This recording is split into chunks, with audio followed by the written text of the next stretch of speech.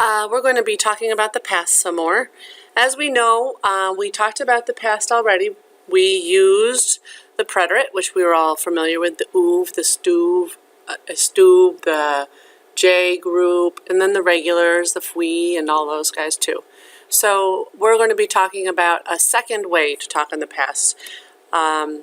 We have the imperfect coming up now. So both the preterite and the imperfect express the past, and each of them is used for different purposes, much like Sarah and a star. Like you guys are familiar with differentiating between Sarah and a star. You're going to be doing the same thing between the preterite and the imperfect. So let's go over some ways about why and when we use the imperfect versus the preterite. They sound exactly the same when you translate it into English. Well, they sound a lot alike when you translate it into English, but there are some differences. So when talking, we're going to use the imperfect when we're talking about descriptions in the past. Like, for example, he was tall, dark, and handsome. When we're talking about age in the past, I was 16 years old. He was a young little boy. She was 40, whatever. Okay, when talking about repeated actions, I went dancing all the time. We always went to the movies. My brother and I always argued over who would do the dishes. When talking about emotions, I love to dance. I was really sad. I was so happy during that vacation. Okay.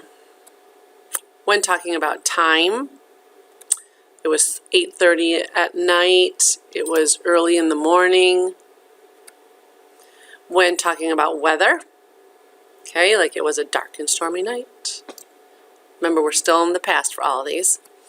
When we're talking about ongoing events, that means events that end in ing, like the DJ was playing our song, or she was singing a song, or we were playing soccer during the storm. The verbs that you hear in the ing in the past, was or were, and then ing. Background information, like once upon a time there lived a princess, or it was very dark out, or just things that usually come before main events, background information. And then the used to, whenever you hear in English the used to, that would be the imperfect. Okay, I used to be so young. So those are the reasons, and as you can see, it's going to spell out the acronym DARE to be you, to like the number. So that will hopefully remind you of the reasons for using the imperfect, and then you just have to know that the rest are the preterite, basically. So dare to be you, there they are. There, in case you didn't get them written down on your note sheet, you can pause the video and write them down if you didn't get them yet. And then we're going to talk about now how to form it.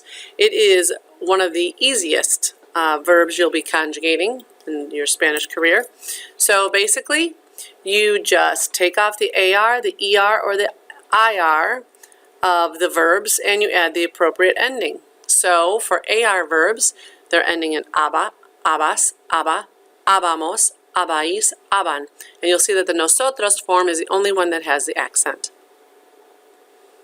Okay? And then the ER, IR endings are the same. And this is ia, ias, ia, iamos, iais, ian, and you'll see that all of those have accents over an I. Okay, so we're going to give you some examples here that you guys can practice with. So first one is, Miguel trabajaba en el banco todos los días. Michael worked in the bank every day. So it's a continuous action. Okay, it's going on and on as far as you're concerned. You don't know when it started or when it ended. It was every day he used to do it. And then another, mi abuelo siempre me leía libros. My grandfather always read me books. It could also sound like my grandfather used to always read me books, or used to read me books. It's a continuous action. Okay, so now we're going to practice some conjugations. So pause the video, give these a try, and then start her up again. Okay, so hopefully you paused it and you got your answers, because here they come. So it's yo bailaba Ella leía, nosotros escribíamos, ellos contaban. Okay, they told about. It could also be that they counted. Okay, could use that for telling jokes, right? Contar chistes. Contaban chistes. They told jokes. They always told jokes. Okay, and then we have 3 irregulars. Flip your paper over. We do have 3 irregulars, but only 3. And how cool is that? There's only 3. So here they are. The first one is ser, which means to be. So it's era, eras, era, éramos, erais, eran. So only an accent over the nosotros form. Okay, then we have ir, to go. Iba, ibas, iba. Íbamos, ibais, iban. And then the third irregular. Remember, pause the video if I'm going too fast. The third irregular is the verb ver, to see. And these all have accents. Veía, veías, veía, veíamos, veíais, veían.